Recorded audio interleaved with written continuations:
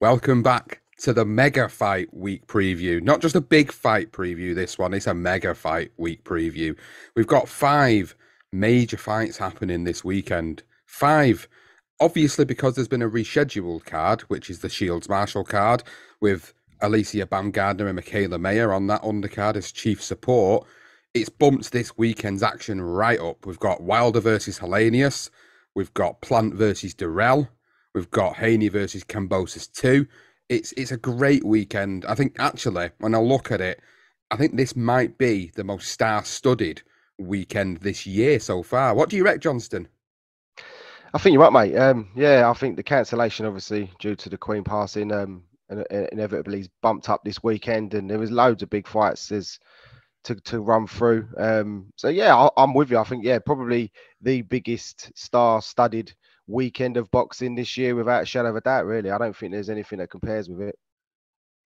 So I'm going to start by talking about the one fight that I'm quite excited about. And as the fight's got nearer, it's made me more intrigued about what will happen in the fight. And I'm talking about Deontay Wilder's return to the ring against Robert Helenius in the heavyweight division. This is a fight that really intrigues me because it makes me wonder, what will Deontay Wilder have left after them back-to-back defeats to Tyson Fury? Albeit he's been out of the ring for quite some time as well. And the fact that Robert Helenius is on what you would call, Johnston, the purple patch of his life when it comes down to his boxing career.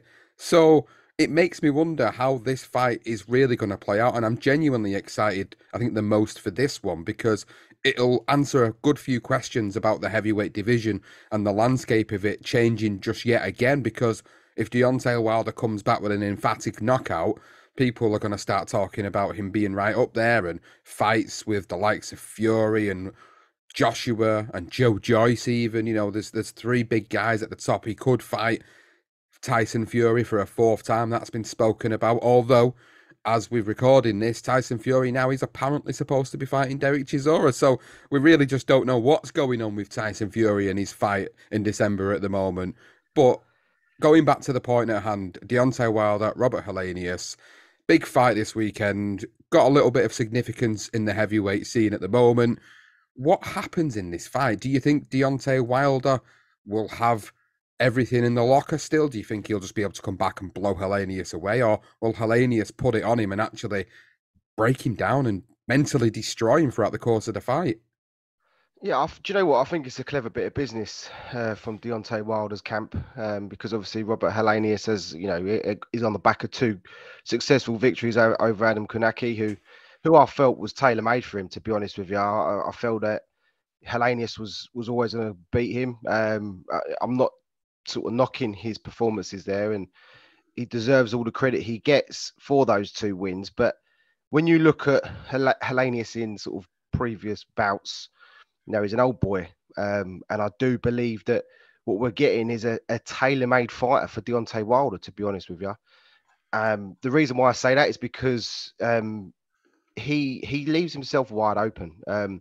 His guard's sort of really high. He has it open at times, and he sort of fights a bit like how those sort of Klitschko did, and so even Pulev back in the day, they used to sort of have that really high guard, and it's quite wide, and it's obviously just so, they don't want it too close. They want to be able to see everything, don't they? And I get that. They don't want to block their vision. But the trouble is, when you're looking at Deontay Wilder, who will throw that left and pop out his left jab and then look for that big booming right, I just think it's there for him to hit. It's like as soon as that chance comes, Sean, he's going to land it. And, just looking at Gerald Washington, I watched that fight recently against Robert Helenius, and he was so susceptible to the 1-2s.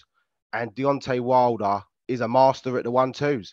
And I think it's just a perfect fight because it gives him credibility. People will look at it and even question the fact maybe Robert Helenius could beat Wilder. I honestly do not believe that. I think this fight could be over very, very quickly.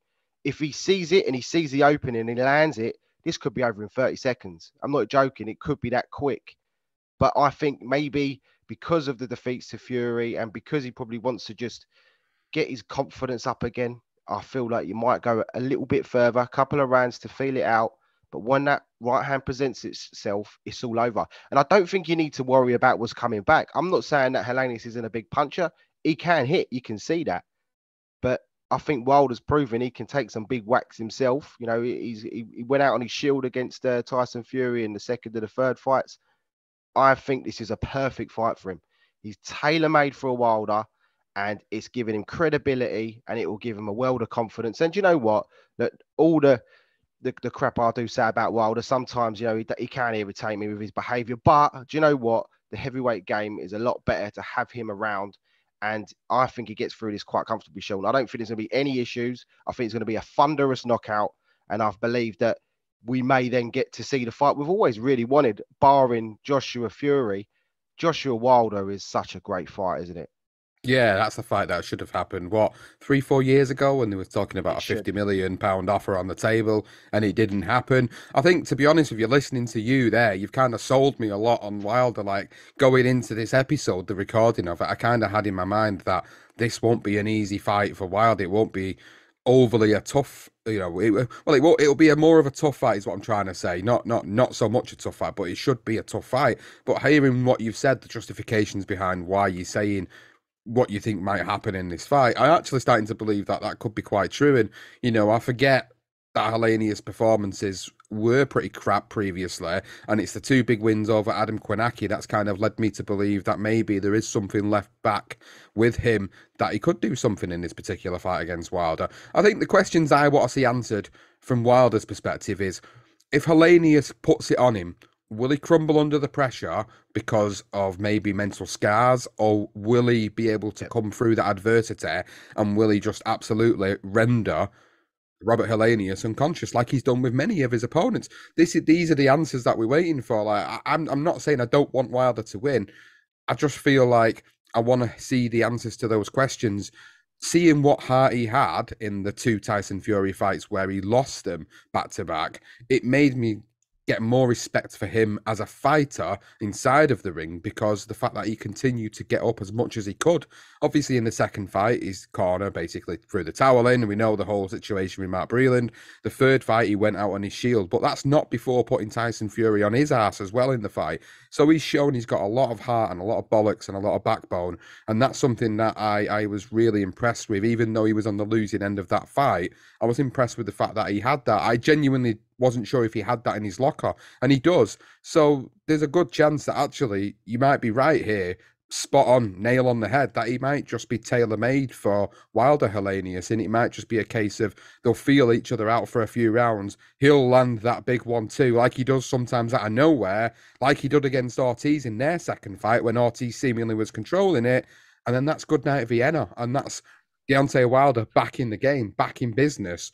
And then that fight for him next would ideally be Anthony Joshua, because it doesn't look like Joshua's got an opponent, although there is talk at the moment of him fighting in December against Chris Arreola, which is it's a piss poor fight if that happens. And it's not the way I would want to be steering that fighter at this point of his career. He needs a confidence building fight, but come on, Chris Arreola, there isn't any other fighter out there that's tailor-made for Anthony Joshua. So, there is that in mind, but could it lead on to a summer showdown with Deontay Wilder should he come through it? I mean, they're the sort of talking points maybe we'll talk about next week, depending upon the outcome. But ultimately, I'm going to push you then for a prediction on this, because I'm conscious we've got so many fights to cover. Yeah. How do you see it going down?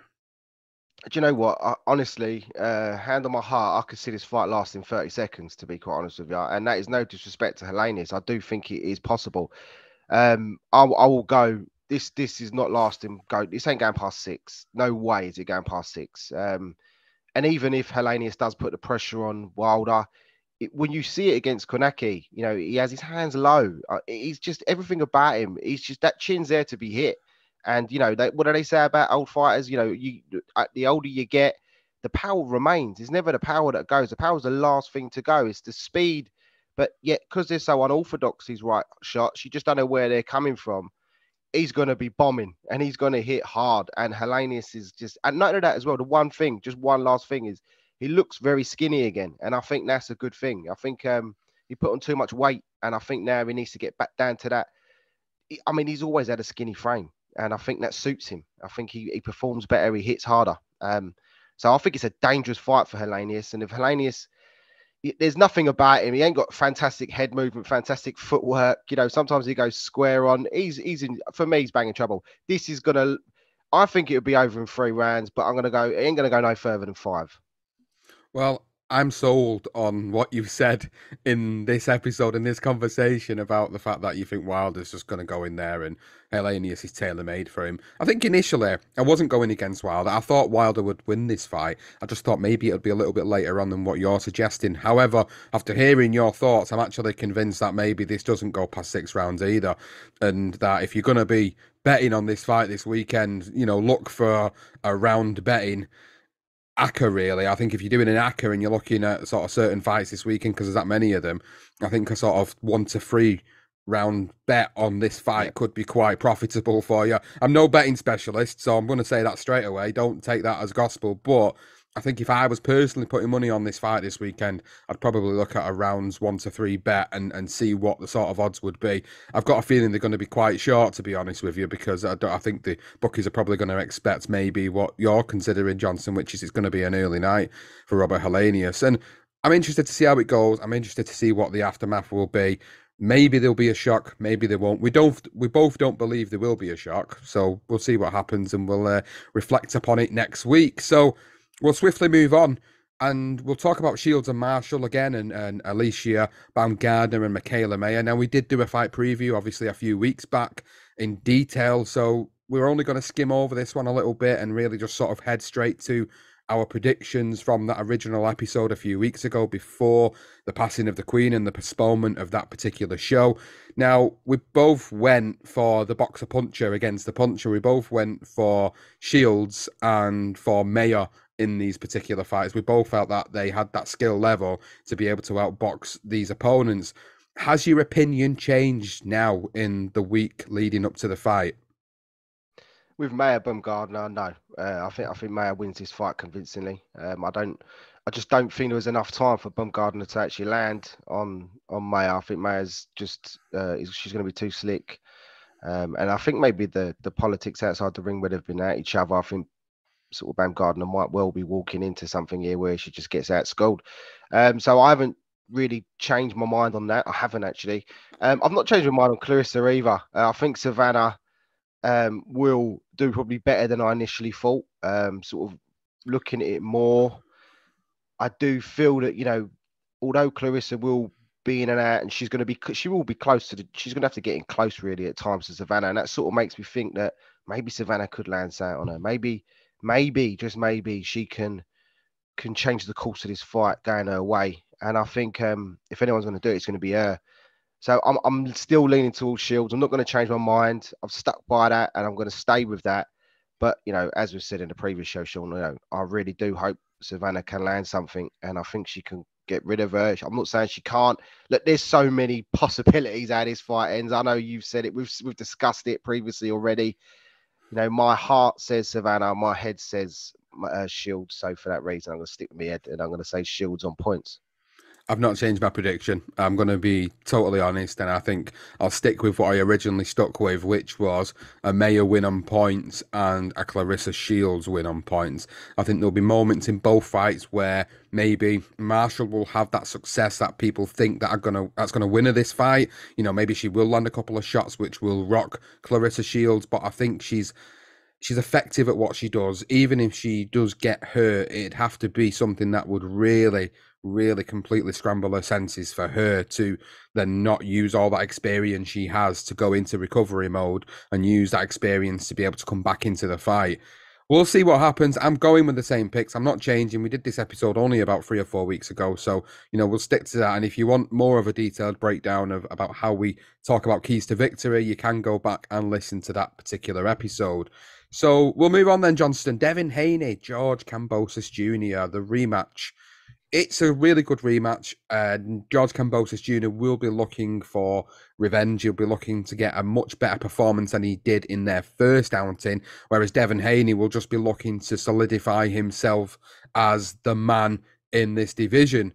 It's going to be an interesting fight, and it's obviously happening again in Melbourne, which, I was surprised that Devin Haney decided to do this again. He decided to go back. But do you know, I've got to give him props to him and his team. He's clearly a fighting champion, because why does he need to be back in Australia to take this second fight? He doesn't. He could have gone back to America and have the fight in America. But yet, either money talks, or he's just willing to show that the first time just wasn't a fluke, and that he wants to solidify himself as that fighting champion.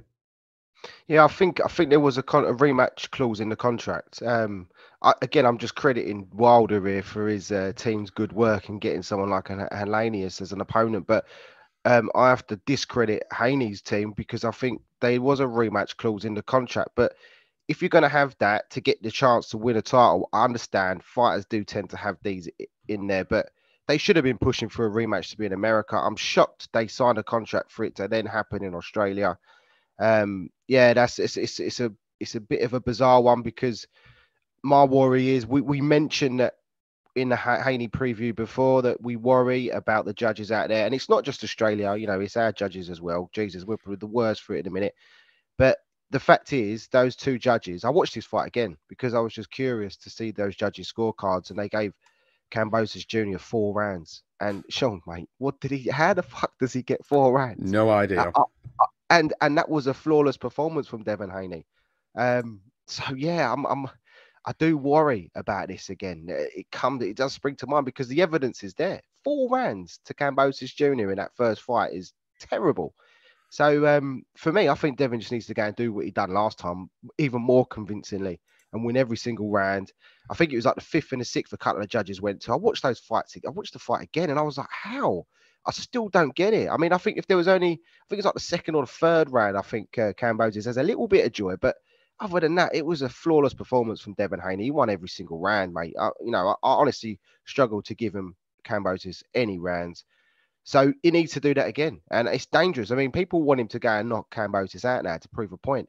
If he does that, he's actually risking losing this fight if he tries to do that. He just got a box on the outside, do exactly what he did in the first one. And yeah, I mean, there's even talk of apparently Kambosos Jr. has been moaning about the holding from the first fight. And so I do wonder if they're putting some thoughts in the referee's head in terms of whether Haney's going to be able to do sort of the holding and the clinching. I think he might end up getting himself a point deducted as well. I hate to say this, but boxing's fucking corrupt, mate. I mean, we already know it. It is. It's been aired in public last week, and I think again I can't help but just I think Haney does it, but I think he might just do it by a split decision. We have one of them strange cards. We're like, how the hell did he get that decision? We thought that, didn't we, about the first one? We thought did. that's exactly how it was going to go down. And you mentioned about, questionable decisions happening in Australia. And don't get me wrong, they do. There's been many occasions where it's happened there, many occasions in Germany, many occasions in England and in America. It happens all the time, unfortunately. It just comes down to whether Haney can repeat that performance and convince the judges that he's so wide ahead on the scorecards that, he leaves it without question. However, when you mention the first fight and you mention the one particular judge who gave Kambosos 4 rounds in there, and you're thinking, what the hell was he watching? Does he want to borrow these glasses that I'm wearing? Because I think he clearly needs to get a better pair of glasses because he's clearly not watching the same fight. And I just hope it doesn't hamper the performance that maybe Haney is looking to put on if the referee has sort of seeds of doubt planted in his mind. And I know they should be impartial. This shouldn't have any effect whatsoever.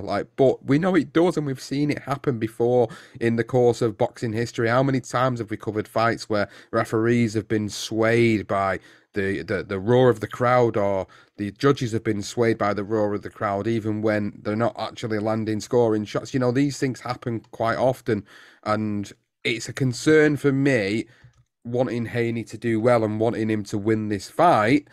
But I've got a feeling he'll repeat this performance, and I've got a feeling he will show the world why everybody has been touting for him for many years, ever since he was an amateur, why he is one of the superstars of boxing and why he is a fighter that sort of sits in this future pound for pound list. When we was talking about this a few weeks back on one of our podcasts, when we was talking about the fact that, you know, in 5 years' time, look at the names that are going to be in there. Devin Haney was right up there.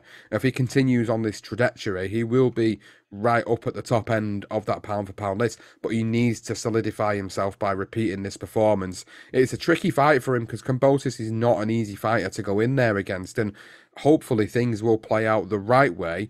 But I can't count Kambosos out of this because he could come in there and put another performance of his life on, and by doing so, then upsets the apple cart yet again. And you know, like he did with Teofimo Lopez, he upset him when people expected Lopez to win after beating Lomachenko. So you just don't know always how these are going to play out, but you kind of think that it's going to be a Haney victory, and I'm going for that mantra of that he'll repeat that performance and it won't be revenge in this instance. I think Haney's just a superior boxer, and that Kambosos is a bit more of a brawler boxer. You know, he uses his boxing ability, but he likes to brawl and get on the inside and be rough a lot more. And I think that will be his downfall in this fight. And I think Haney wins it. So, you know, it's another great fight. I mean, this fight is scheduled in for Sunday, so I'm not too sure what time it will be for here in the UK. Usually when fights happen in Australia, we get them about midday, don't we? Midday to 1 p.m. Usually the fights when they happen in Australia. So that'll be great for us getting to see this fight on the Sunday. I'm not sure of the time difference for those in America. I mean, you'll have to just go and Google and check that because I don't have a clue what the time differences are there.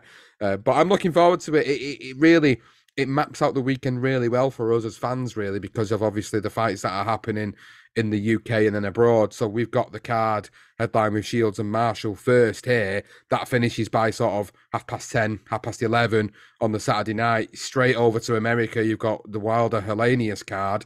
And then on that undercard is one of the other fights that I wanted to mention and considered to be quite a significant fight this week in the super middleweight division. That was Caleb Plant and Anthony Dirrell fighting it out in the super middleweight division, which I thought was a really good chief support bout on the Wilder Helenius card. And actually, if you look at the depth of that card, they've got some good fighters on there. You've got Gary Antonio Russell versus Emmanuel Rodriguez, which I think is a great fight as well. Frank Sanchez in the heavyweight division against Carlos Negron. Again, another great fight. So there's 4 great fights on that particular card that I'm aware of that I'll be definitely looking to tune into. But just going back to Caleb Plant and Anthony Dirrell in the super middleweight division then, initial thoughts on that and the return of Caleb Plant trying to put himself back up as a number 1 contender? Yeah, I think it's a good fight for him to come back to. Dirrell, I mean, he's an aged fight. He's been around. It feels like he's been around forever, doesn't it, Dirrell? The Dirrell brothers. You know, who's the best of them? I don't really know, to be honest with you. They've never really inspired me and made me want to watch all their fights. To be quite honest with you, some people have always raved about the Dirrells. Not so much me. I mean, look, he's an old boy. I say he's old. He's still got the fundamentals there. He's still going to be a live wire, but he's not got the youthfulness of Caleb Plant, who I believe has just got faster hands. You know, I suppose again, it's a bit like when you think about Wilder, the demons within, whether the demons of the Canelo fight may impact his performance. But to be honest, I don't think so. I think Plant is more than capable of getting the win. You know, he's not a huge puncher, but he's got a good jab. He's got good movement. You know, he's got good feet. He's a decent fighter, Caleb Plant. In fact, you know, he's better than a decent fighter. He's just, you know, he's not as good as Canelo. And that was quite clear to see. So for me, I think, you know, it's a good fight for him to come back to. I think he gets the win. Again, I'll be very surprised if he gets knocked out. But Dirrell can hit, you know, as I've already mentioned, you know, power is the last thing to leave a fighter. So Dirrell has shown in one of his other fights, he had a fantastic knockout, didn't he, recently? So, you know, he could potentially land something on Plant and end it. And obviously with the demons of the Canelo fight, he might not recover. I think Caleb Plant will do the business. I think he'll get behind his jab. And yeah, I just think it might make Dirrell look like a bit of an old man in there. So I'm going to definitely side with Caleb Plant unless Dirrell lands something spectacular. He needs the win. I think the biggest thing here is he needs the win to put himself back in contention in the super middleweight division. Like that loss to Canelo, you know, people were saying he was the natural number 1 contender after Canelo had beat like Callum Smith and Billy Joe Saunders. And after losing to Canelo, it's put him down the pecking order. And you know, BoxRec, you know who they've got at number 2? John Ryder. John Ryder is actually the John number two Ryder. on BoxRec. Yeah, Go have on, John John. Ryder. Like you just don't expect that. That win over an aged Danny Jacobs has certainly got a BoxRec looking at him in a different light. Although I wouldn't agree with that BoxRec ranking, he certainly puts himself in the top 10 for me. I mean, him and Lerone Richards, another one of our fighters who have put himself, right into contention in that top 10 of the super middleweight division.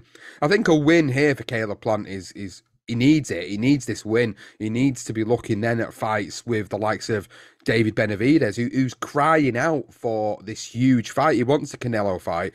Probably not going to get it. And if he does get it, it'll probably be when Canelo's on the slide and when he's just looking for a huge payday. Let's be honest. He's Yeah. not going to take it now when he doesn't feel he needs to, and there's bigger fights out there for him. So you look at Caleb Plant's options. If he beats Anthony Dirrell, then you've got to look around. You've got Jesse Hart, David Benavidez, John Ryder. I think John Ryder and Caleb Plant would be an interesting fight. I think it would be a tough night for John, but if he could get through that, that would really solidify John in that top 10 and sort of make people realise that maybe he even is a top 5 guy in the super middleweight division.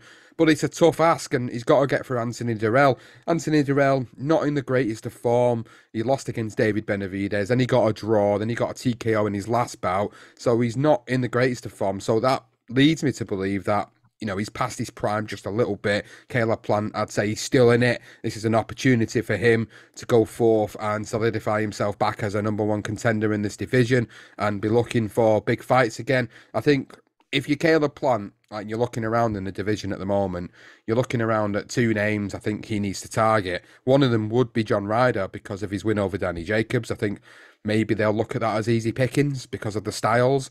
And David Benavidez, which I think could be a huge clash in America between those two. Like two of the best in that division. This would be a huge class. And for David Benavidez, if you're thinking about it from his perspective, what more can he do to get a Canelo fight? Well, he could beat a Caleb Plant. And if you beat a Caleb Plant, then it puts him again right into contention. So there's a lot of tussling going on behind Canelo in the super middleweight division at the moment. And then our own Lerone Richards as well. We can't forget about him. He's recently got the IBO super middleweight title. So there's an option there for some of these other fighters maybe to look at picking up a big title or a relatively big title in some people's eyes to actually then give them a bit of weight going into a bigger fight. So yeah, I think it's a significant fight for the super middleweight division. Underneath Canelo, I think it's going to be an interesting. Well, it's going to be an interesting way to look at how the landscape just changed again in the super middleweight division as well. So that's the other fight on this particular card, the Wilder Helenius card, that I think is definitely worth tuning into. And I think it's probably time to start flitting around a few of the undercards now and start talking about obviously what else we've got going on, because we've crammed in to 25 minutes the 5 big fights without really doing any form of sort of keys to victory or analysis. And, we're not able to do that for 5 fights. Otherwise, we'll be here for an hour and a half. And we love doing these short, snappy, to the point predictions and shows. So we'll keep it to that and we'll just move around the rest of the cards. And we talk about Shields and Marshall again, because that's the card we was excited for a few weeks back because of the fact it was an all-female fight card. When it was cancelled, I was gutted for them. I was gutted for the fact that that card wasn't happening, and there was even talk of the bigger fights on the card being moved to the undercards of bigger fights like Wilder and Helenius. And I was thinking, you can't do this. Just if you do this now, it takes away this whole women's fight card, the history of it all. And I think the fact that they're continuing to keep it on this weekend is massive, and hopefully it showcases the levels that the females in the sport of boxing have gotten to over the past 4 to 5 years with the emergences of all these big superstars. So it is a really good opportunity for the likes of Caroline Dubois and Carice Artingstall, Lauren Price, all the Olympians that have come from the most recent Olympics and that are looking to sort of build themselves up there. And I think I think it's a huge card to be tuning into if you're a young girl who's just getting into the sport of boxing, who looks up to these as your idols. So I think it's significant. And I've just got to point something out.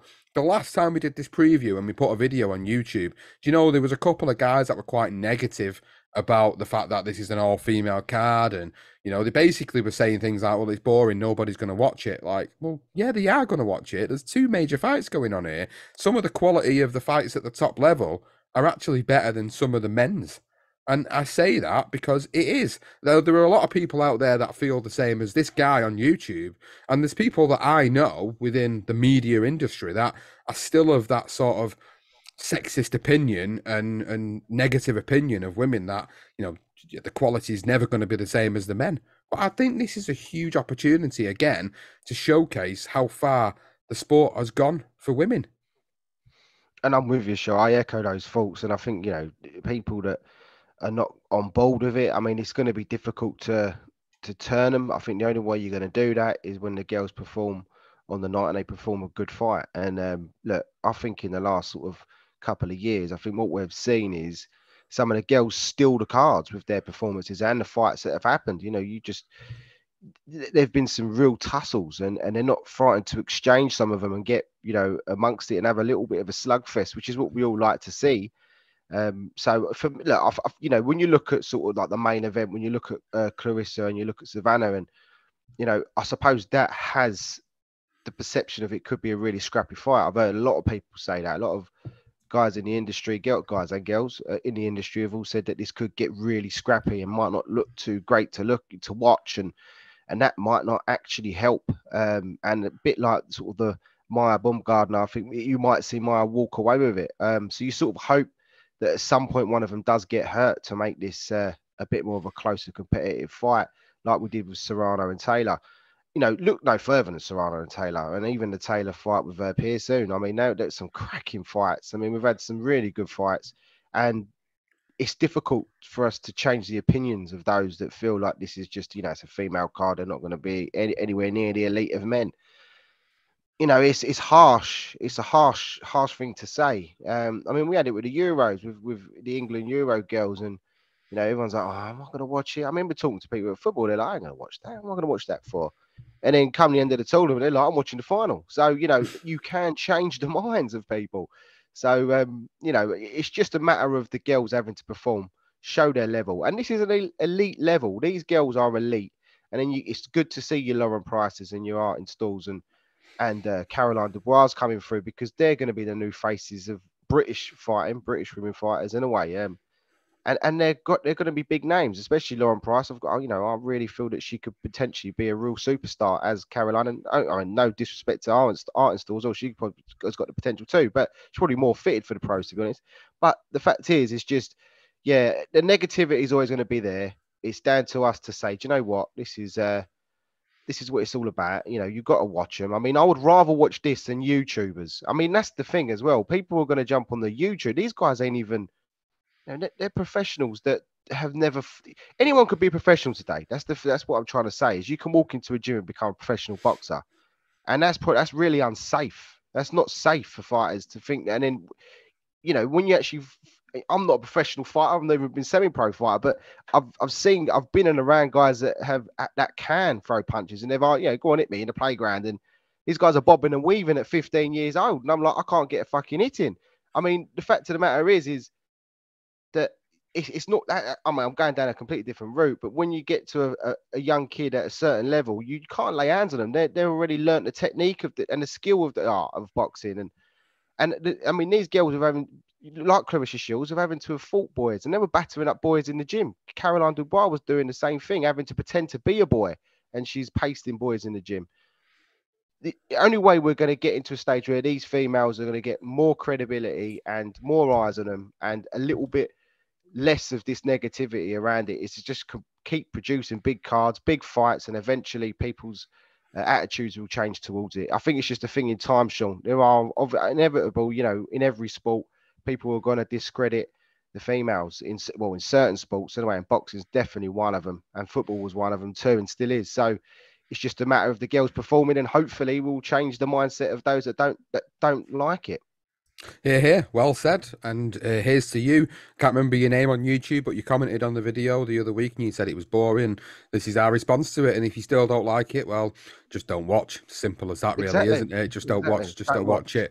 it. Johnston, 5 more minutes left of this episode. So another fight that's happening this weekend that unfortunately is going to fly under the radar because of how much is going on is James Jazza Dickens challenging for the vacant IBO World Featherweight title against Larato Diamane in Liverpool. It's a huge fight for him, a huge opportunity for Jazza Dickens, who's been looking to fulfill that potential for some time now. He lost to Kid Galahad in 2021 in his world title attempt for the IBF version. He's now fighting for the IBO version. This is a perfect opportunity for Jazza to finally get to his potential level, which is to become a world champion. So a great fight happening over in Liverpool there. On the undercard, you've got Peter McGrail, you've got Joe McGrail, you've got Alex Dilmagani on there, you've got a great few prospects that are on there, 2 and 3-0 prospects in William Corley, Frankie Stringer, Stephen Kearns, and Michael McGurk also.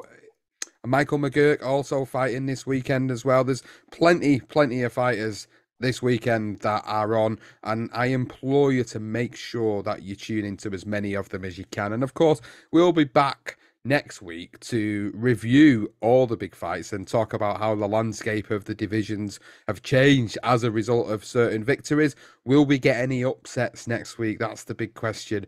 Well, I'm excited to talk about it next week, but we've got a couple of minutes left just before we say our goodbyes for this episode. Final thoughts from you, Johnston, on this weekend's fights.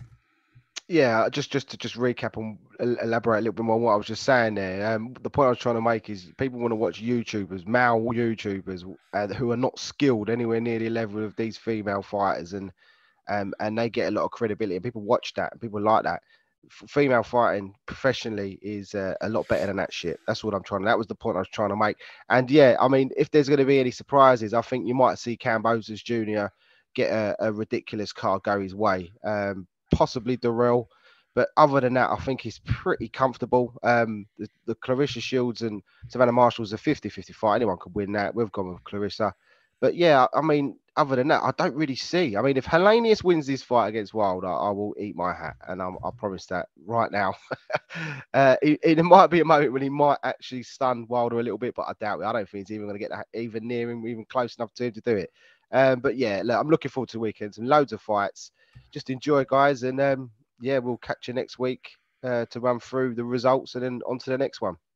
Well, I'll get that hat ready just in case, because if he does manage to beat him, then I'll make sure we have that hat ready for you. But that's it for this episode. As always, thank you for listening. Thank you to our patrons, especially for all the support that you're providing us. You're getting all these extra episodes. I've just done a Q&A on there with myself, a load of questions that were answered, an hour and a half long. Never thought it'd be that long, but it was. We've got boxing through the decades as patron-only content as well. You get ad-free and early access to episodes on there. So if you're not already a patron, please check us out on BTR Boxing Podcast Patreon page on the Patreon website. You can find us there. A big shout out to all of the new patrons as well. Big shout out to Josh. A big shout out to Stretton by Sketch. That's what the name is on the Patreon app. So I can't address you by your actual first name, but a big shout out to you. A big shout out to Deduda as well. I think that's pronounced. There's another one that hasn't used their actual first name and used an alias. Big shout out to the three of you for recently joining the Patreon membership service. And for everybody else, as always, thank you for the support. Please make sure you're sharing this episode on social media. Share any of the short clips. Make sure to follow us on all social media platforms. You can find us on Twitter at BTR Boxing Pod. You can find us on Facebook, Instagram. You can find us on YouTube. Drop a comment below if you're watching on there. If you want to find us on TikTok, we put all our short clips and videos up on there too. Please have a look. Follow us. Share anything that you see. We really appreciate it. Enjoy the fights this weekend, and we will see you next week.